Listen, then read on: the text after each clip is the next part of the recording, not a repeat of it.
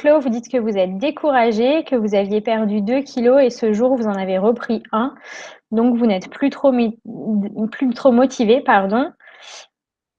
Alors, Claude, généralement, quand on a perdu du poids, mais qu'on a fait un écart, effectivement, on peut voir une petite reprise de poids. Ce qui sera intéressant, c'est de savoir quand est-ce que vous vous êtes pesé. Est-ce que vous êtes pesé juste après l'écart? Est-ce que vous avez bien attendu 7 jours entre deux pesées?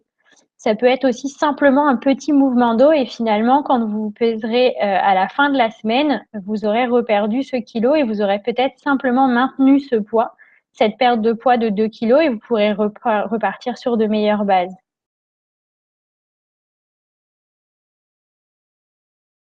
Mina, il semblerait qu'il faille du sucre au quotidien dans un régime équilibré. Si je consulte les infos sur le net, il parle de 22 morceaux de sucre par jour. J'ai du mal à comptabiliser entre les sucres lents et rapides. Alors, dans un régime équilibré, Mina, ça va être un régime alimentaire quotidien. Je pense que ça va être différent du régime diététique hypocalorique que nous, on vous propose. Alors, hypocalorique parce qu'on vous apporte moins de calories que ce dont il vous est conseillé au quotidien hors régime, minceur. 22 morceaux de sucre, alors c'est un petit peu vulgaire comme mot, je trouve, parce que finalement, vous n'allez pas vraiment prendre 22 morceaux de sucre, puisque le sucre, c'est du saccharose. C'est le sucre de table. Alors que c'est pas du tout le même sucre qu'on va retrouver dans les fruits, c'est pas le même sucre qu'on va retrouver dans le pain, les pâtes, etc. Là, on va parler d'amidon, c'est des sucres complexes. On parle plus vraiment de sucre lent et sucre rapide, on parle de sucre complexe et de sucre simple. Le sucre simple, ça va être plutôt dans les fruits et le sucre qu'on trouve, le sucre de table, le sucre blanc. Et les sucres complexes, donc ce qu'on va retrouver dans les féculents, légumes secs, pain. En termes de quantité, on va être sur 50 à 59% de l'apport énergétique total d'une journée sous forme de glucides. Donc les glucides, ce sont à la fois les sucres complexes et les sucres simples. Alors en termes de morceaux, je trouve que c'est un peu vulgaire d'utiliser ce terme-là. Je préfère qu'on parle plutôt de l'apport énergétique quotidien. Alors là, dans le cadre du programme, on n'est pas à 50 à 59% de l'apport total de la journée, puisque justement, la répartition, elle va être différente. Vous allez avoir un peu plus que 15% de protéines, un petit peu moins que 30% de lipides et le reste sous forme de glucides, puisqu'on va accentuer l'apport de protéines pour maintenir les muscles, diminuer les lipides pour perdre de la masse grasse et le complément sous forme de glucides plutôt complexes.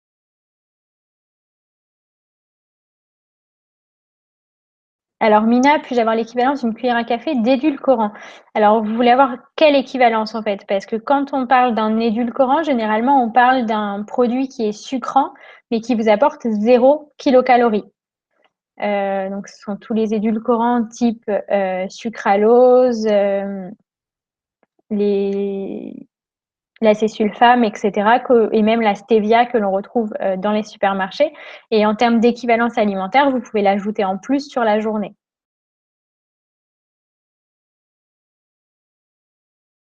Mina, c'est la première fois de votre vie que vous trouvez un régime aussi équilibré et quand vous êtes invité, vous mangez la galette blanche la veille pour ne pas comptabiliser trop les calories.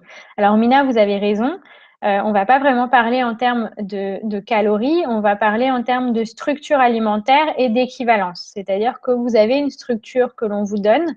Cette structure, il faut essayer de la suivre à la lettre. Même si vous ne suivez pas les menus, il faut au moins suivre la structure à l'aide des équivalences entre aliments. Et en cas d'invitation, on essaye de se faire plaisir en goûtant un petit peu à tout sans se resservir et on peut compenser en faisant une galette de rattrapage. C'est ce que vous appelez la galette blanche.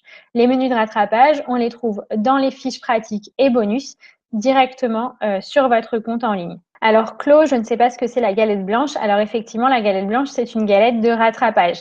La galette de rattrapage, c'est à base de blanc d'œuf. Vous pouvez ajouter des légumes cuits sans matière grasse à volonté et 1 ou 2 yaourts nature non sucrés que vous pouvez édulcorer.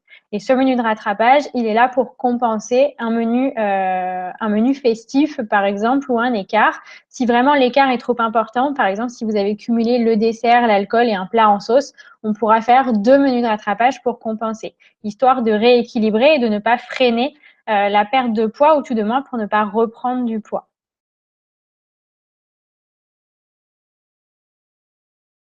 peu seul et votre mari ne vous motive pas avec son camembert et ses gâteaux. Alors, je comprends tout à fait que ce soit difficile. Alors, il faut savoir, Claude, que, comme je le disais tout à l'heure avec la présentation, il n'y a pas vraiment d'interdit dans le programme. En fait, on va parler de fréquence de consommation ou de quantité à respecter. Donc, par exemple, pour le fromage, si vous êtes à 1400 kilocalories et plus, vous allez bien avoir une portion tous les jours.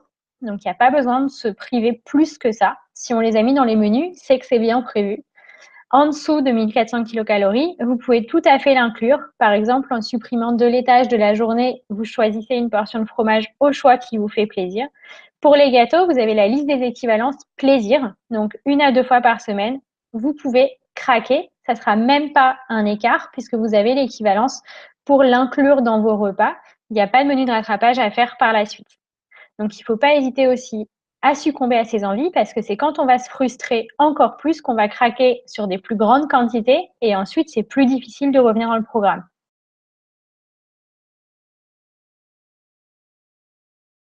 Alors, Claude, vous dites que vous pensez que vous ne maîtrisez pas encore assez le programme. Alors, c'est tout à fait normal, hein. Vous ne pouvez pas devenir une mini nutritionniste en 1, 2 semaines de régime, hein. C'est tout à fait normal.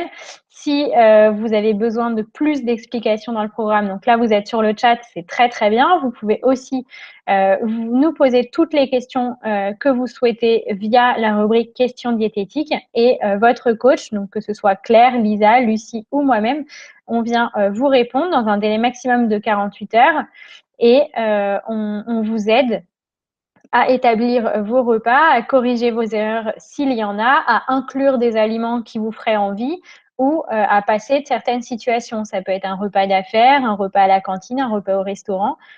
Tout ça, on a les clés, on peut vous donner les conseils pour passer ces petits obstacles qui, vous verrez, feront que votre programme sera inclus dans votre quotidien sans aucun souci.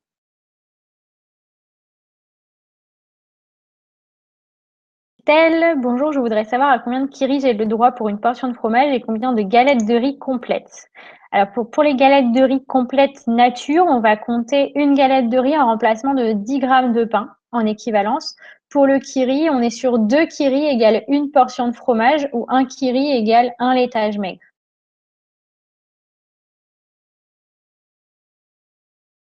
Alors Mina, vous dites que Jean-Pierre vous inquiète parce que vous croyez que dès lors qu'on a compris les principes, on ne doit plus suivre ce régime à vie. Alors Jean-Pierre est un ambassadeur sur le programme, c'est-à-dire qu'il est là aussi pour témoigner, même maintenant qu'il a terminé son régime et sa perte de poids. Donc il est là aussi pour vous motiver, que ce soit sur le forum, sur le chat, il témoigne de sa réussite.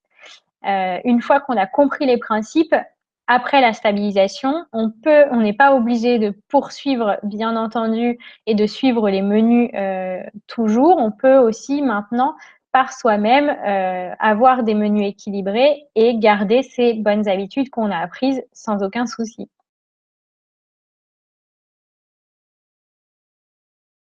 Claude, vous vous pesez tous les jours, alors peut-être que tout n'est pas perdu. Effectivement, se peser tous les jours ne sert à rien, mis à part se faire vraiment très très peur. C'est-à-dire que là, je vais vous demander de faire un test, Claude, c'est de vous peser même maintenant.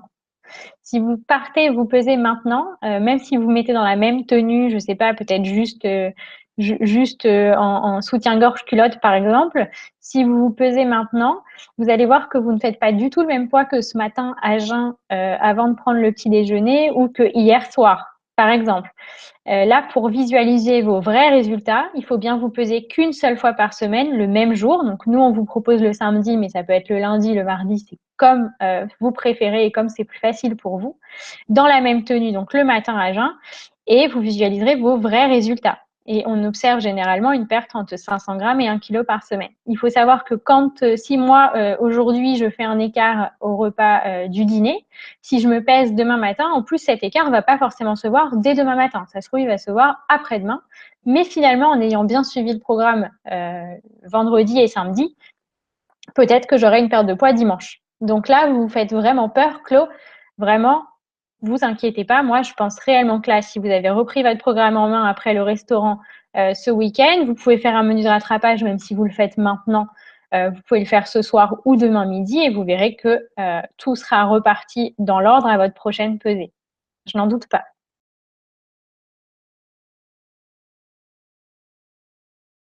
Alors Louisa, je me suis mise à faire des conserves, c'est la première fois. Dans les recettes de conserve de légumes, il est dit de rajouter de l'eau salée. Est-ce que cela a une influence sur le régime, puisque limiter sel pour rétention d'eau? Peut-on s'en passer quand on fait des bocaux? Alors le sel, effectivement, dans les conserves de légumes, il est tout le temps ajouté. Vous le verrez sur toutes les conserves que vous allez choisir au supermarché, vous avez toujours du sel, tout simplement parce que ça fait partie de ce moyen de conservation, donc qu'on appelle l'apertisation. On est obligé de rajouter du sel et de l'eau. Cette eau, on va pouvoir simplement l'égoutter et on peut rincer un petit peu les légumes avant de consommer cette conserve. Effectivement, par rapport à des produits frais, on va avoir une petite déperdition, notamment en vitamines et minéraux, du fait qu'on jette cette eau de conservation et qu'on rince un petit peu notre légume. Mais ce seront toujours des produits de qualité, surtout si vous les faites maison. Pour limiter la rétention d'eau, ce que je vous dirais peut-être, c'est dans ces cas-là de limiter l'ajout de sel à table et même dans la cuisson de ces produits et de préférer peut-être d'autres herbes et d'autres épices dont là vous pouvez abuser sans aucun problème.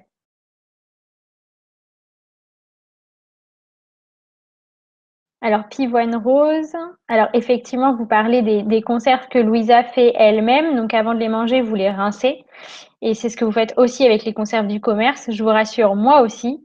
C'est vrai que pour les autres aliments, type haricots, on peut tout simplement les cuire à la vapeur et dans ces cas-là, les surgeler.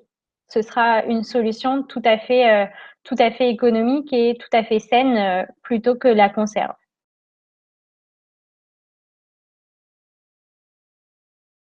Angèle, bonjour. Pour une portion de 200 grammes, 119 kilocalories de légumes poêlés asiatiques, j'ai 4,2 grammes de lipides. Oui, en effet, hein, pour les poêlées, généralement, elles sont réalisées avec de la matière grasse.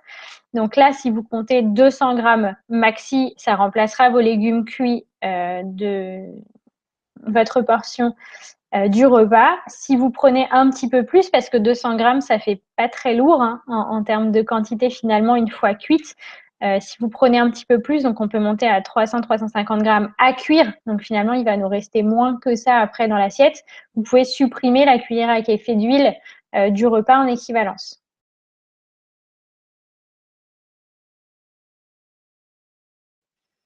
Fanny, faut-il préférer les légumes en bocaux ou surgelés?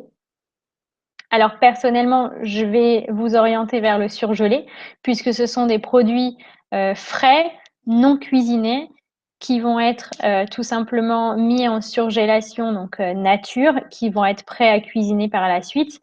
Les légumes en bocaux, ils vont être cuits puis apertisé dans une eau salée, vous allez avoir une petite perte donc de vitamines et minéraux qui va partir dans cette eau salée au moment où vous allez préparer vos légumes. Donc, je vais préférer les surgeler. Maintenant, si vous avez une habitude d'utiliser des haricots verts, des petits pois, peut-être des salsifis, ces produits qui sont un petit peu plus compliqués à utiliser et qu'on trouve pas trop au surgelé, hein, je pense plutôt aux salsifis notamment. Vous pouvez tout à fait continuer à utiliser des bocaux sans aucun souci. Après, c'est plus pour une question de goût personnel aussi, Fanny.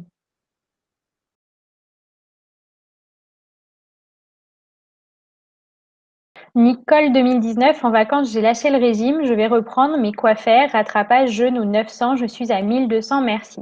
Alors, en fait, si vous avez vraiment lâché le régime pendant les vacances, soit vous souhaitez tout simplement reprendre votre programme habituel, donc vous pouvez repartir avec les menus à 1200 kilocalories, tout simplement, sans forcément se priver plus, puisqu'en plus, pendant les vacances, vous avez eu des plaisirs alimentaires qui étaient peut-être plus importants et ça risque d'être trop brutal que de faire le jeûne ou le 900 kilocalories. Moi, je vous conseillerais de repartir à 1200. Si vous voulez relancer la perte de poids et avoir un résultat qui est un petit peu plus rapide sur ces premières semaines, moi, je préfère 2 jours à 900 kilocalories et ensuite vous reprenez à 1200 par la suite. Pour le jeûne, ce serait plutôt si vous avez une phase de stagnation de poids en ayant bien suivi le programme à 1200. Si vous voyez que vous perdez moins de 500 grammes sur 15 jours consécutifs, dans ces cas-là, le jeûne, il peut intervenir. Pivoine Rose, je suis là depuis 2011, j'ai perdu 25 kilos. Mais suite à un problème de santé, j'ai repris quelques kilos et je suis toujours là avec un abonnement réduit, ça me motive toujours. Alors Pivoine Rose, en tout cas, moi, je peux vous dire que que mes félicitations. C'est vrai que vous êtes souvent en chat, vous êtes de bonnes paroles puisque vous connaissez maintenant parfaitement le programme. Vous avez repris quelques kilos. Est-ce que vous avez un nouvel objectif Pivoine Rose de combien de kilos vous souhaitez vous alléger maintenant? Est-ce que vous voulez passer à la stabilisation? N'hésitez pas à nous en parler.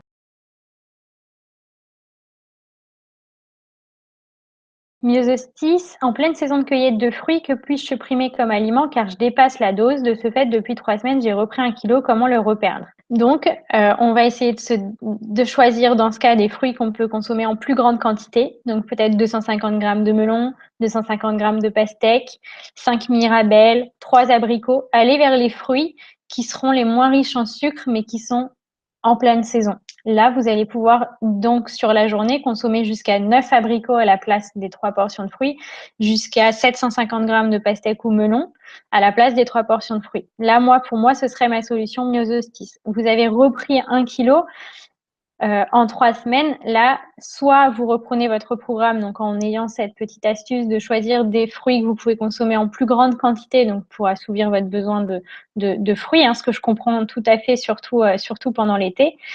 Soit de faire sur 48 heures un programme allégé en calories pour relancer un petit peu la perte de poids. Alors, Clos, j'en suis à semaine 4 et j'ai repris 500 grammes depuis hier en suivant le programme. Alors, Clos, vous dites que vous avez repris 500 grammes depuis hier, donc ça veut dire que vous êtes pesé hier et aujourd'hui. C'est la même chose que je disais tout à l'heure, c'est-à-dire qu'en réalité, la perte de poids, vous allez la visualiser si vous vous pesez une seule fois par semaine. Donc, vous suivez pendant le programme pendant 7 jours, vous vous pesez et là, vous visualiserez vraiment vos résultats de la semaine. Si moi, là, je vais me peser maintenant et que je me pèse demain matin, mon poids ne sera pas le même. Je peux avoir pris 300 ou 400 grammes ou perdu 300 à 400 grammes, mais ça ne veut absolument rien dire. Je vais juste visualiser soit une perte, soit une petite rétention d'eau, des petits mouvements au sein des différents compartiments de mon organisme, on va dire, mais rien de plus que ça. On va pas pouvoir parler de perte ou de prise de poids. Pivoine Rose nous dit c'est maso, la pesée quotidienne, ça varie d'une heure à l'autre. Lol, effectivement, c'est se faire vraiment peur pour pas grand-chose. Je comprends qu'on ait envie de voir une perte de poids chaque jour, mais malheureusement, notre organisme, il ne fonctionne pas comme ça et on n'aura pas une perte aussi régulière. La perte, elle sera progressive sur une semaine. On est entre 500 grammes et 1 kilo par semaine, mais vous n'allez pas perdre 500 grammes tous les jours. En plus, je ne vous le conseille pas, ça serait une perte de poids qui serait trop rapide, qui va favoriser l'effet yo-yo par la suite. Alors, Louise.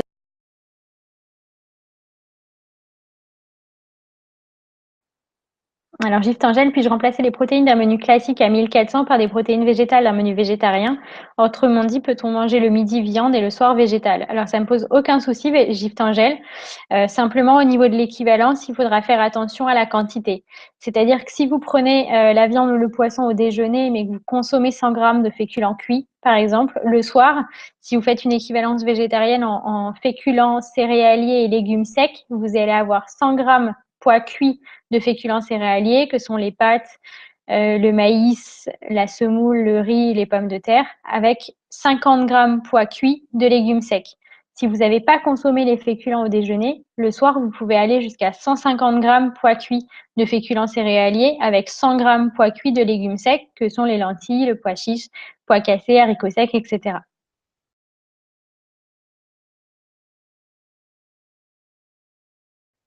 Fanny, est-ce que je peux supprimer les féculents et remplacer par du pain? Je ne peux pas me passer de celui-ci. Alors, en effet, oui.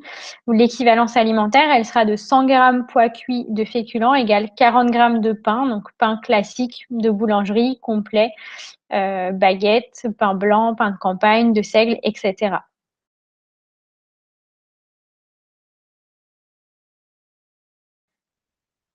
Christelle, j'ai fait le programme il y a 2 ans. Il y avait une analyse du carnet et je ne trouve plus cette option. Existe-t-elle toujours? Alors oui, Christelle, il suffit simplement de nous le demander via les questions diététiques. Et nous commentons au minimum 4 jours de repas. Alors, il me semble que je suis arrivée donc à la fin des questions posées. Jean-Pierre, je vous remercie. Je vais couper donc le chat. Je vous retrouve tout à l'heure avec plaisir à 17h. Je vous souhaite une excellente après-midi. N'hésitez pas à vous connecter un petit peu en avance et à me poser toutes vos questions et je serai ravie d'y répondre. Bye bye, à tout à l'heure.